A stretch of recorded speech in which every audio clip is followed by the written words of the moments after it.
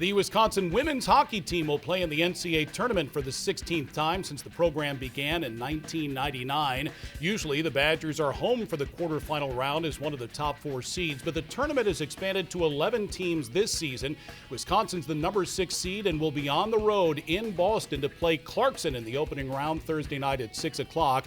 If the Badgers win, they'll face Northeastern Saturday at noon for a spot in the Frozen Four in State College the following weekend. Wisconsin beat Northeastern in last year's national championship game on Darrell Watt's marvelous overtime goal in Erie. You can watch both the women's hockey games streamed on College Sports Live, also on the radio in Madison on 100.9 FM and the iHeartRadio app.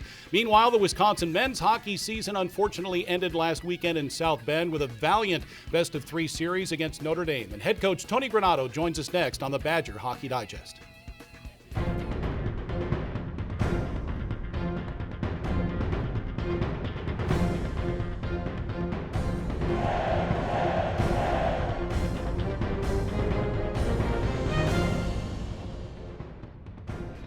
Well, Tony, last weekend's Big Ten playoff series in South Bend, I mean, that was fantastic, high-intensity hockey, and your boys left it all on the ice, didn't they? They did. I mean, like you said, it was a heck of a weekend of hockey. We came up a little bit short, but I love how we played. It hurts to lose. It hurts to be done. But, with the way the year had gone, Notre Dame was ranked 7th in the country going into that tournament. We weren't picked to do anything in that tournament. Or in that series, and we stepped up and won game 1, lost a really heartbreaking late goal that beat us in game 2, and we responded and got ready to play in game 3. Even though we fell behind, we kept coming and coming and coming really to the last second of the season. Our guys played hard, played the right way, so I think we grew a lot as a team. I think maybe we grew a little bit too late from the standpoint that we wish we could have got going like that a little bit earlier. But in the big picture of things, when you look at some of the uncontrollables, the injuries, and some of the COVID shutdowns at times during the year, our guys battled, and they gave us everything they had. And there's some things that we came out of this season being really proud of from the standpoint.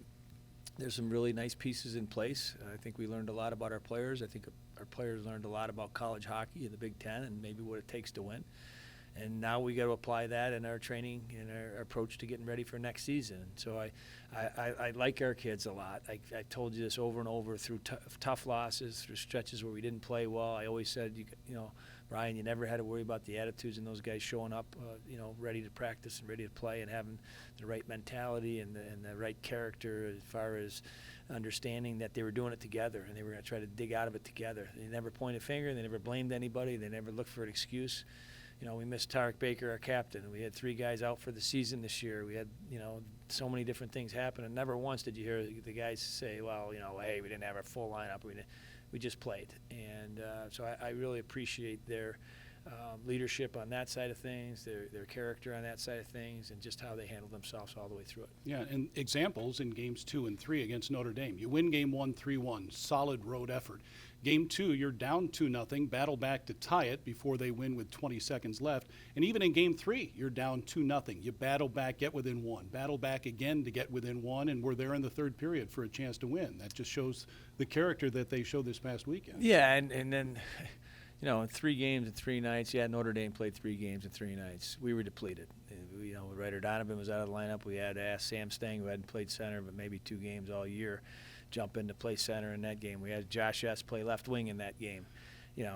So we asked a lot of guys to just jump up or jump in and step up and do what you could to battle. And like you said, the effort was there. We didn't get a break there. We had a couple great chances to tie it. It didn't happen. But again, you look at some of the bright spots. You look at Matty St. Paul's competitiveness throughout that entire series. First period of the game 1, he gets drilled. Yes, by Jesse Lansdale he got on the boards. Drilled. Yes. And what did it do? It just lit a fire under him to compete at a different level that maybe he wasn't even sure that he could compete at. And that really sparked lots of the commitment around our, with the rest of the guys on wanting to be like that. And that's what I really enjoyed about the series was that. And Matty's going to be here for a little bit more time, and he had a phenomenal year. Bantle had a phenomenal year. You look at Danny Latch comes into the lineup after missing the last few weeks, and jumps in and plays back-to-back games, and is not just a player out there, but an impact player, and you saw how special he's going to be. So that's just a few of the bright spots that we saw this week. Jared Moe, let's not forget his performance in all 3 games, as well as being another bright spot. Yeah, there were a lot of good things to build on for next year, and actually next season starts in 6 months. More with Tony Granato in a moment. You can try, but you'll never stop a Badger. Because we Badgers are born with curious minds and endless drive. And when we come together, there's nothing we can't take on. From changing climates to healthcare inequity to global pandemics, we're bringing research to action, fueling economic growth and opportunity, and are making the heart of America the new heart of innovation. Whatever the challenge, whatever the cause, we sharpen our claws. Because after all, you can't stop a Badger. So Wisconsin will lose 4 fifth-year seniors. There are also 5 fourth-year seniors on the squad that have an extra year of eligibility if they'd like to use it, if the Badgers would like them back. And you also have 5 recruits so far coming in. There's the transfer portal as well. And I know work for next season has already begun, hasn't it? Absolutely. I think, like we said just a minute ago, learning about our team this year was important for us. Learning about the portal and how to use that was important as well. We picked up 3 players last year in the portal, and Jared Moe was one of them. Mm-hmm. Carson Bantle was one of them. Max Johnson was one of them. And they all brought something to our team that was really important. And I think, going through that experience for the first time and realizing that so many players are available to you, that's what college hockey is. That's what college athletics is now. So we will be active in looking at it to see if we can add a piece or 2 that will help us. I think, a couple of things we talked about, especially early in the season.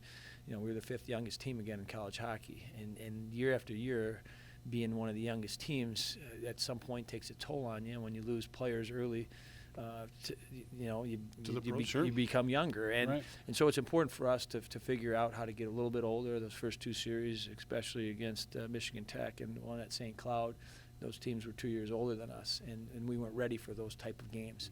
At the end of the year, I think we were. The Notre Dame series was similar to that, and we were ready for it. So I think we're going to have to be selective and pay attention to the portal, add a piece or 2 in there.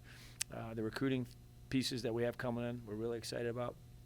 The guys that had big second parts to the year, like we mentioned a few of them earlier, are big. Kersey on the back end, you go Kersey, Latch, those 2 guys coming back. Certainly, are big and Corson Kuhlman, who had a sensational freshman year with 7 goals and big-time offensive player. He gained confidence as the year went along. That's a really good, 3 guys to build your defensive group around. Right. And Vorlicki's coming back. We have lots of good pieces coming in as well. Owen Lindmark, yes. Tony, thanks for your time all season. Yeah, appreciate it, Bri. Thank you. That's Badgers head coach Tony Granato. My thanks to Jay Williams and Steph Olson as well for all their work. Thanks for watching the Badger Hockey Digest. This has been a presentation from Learfield,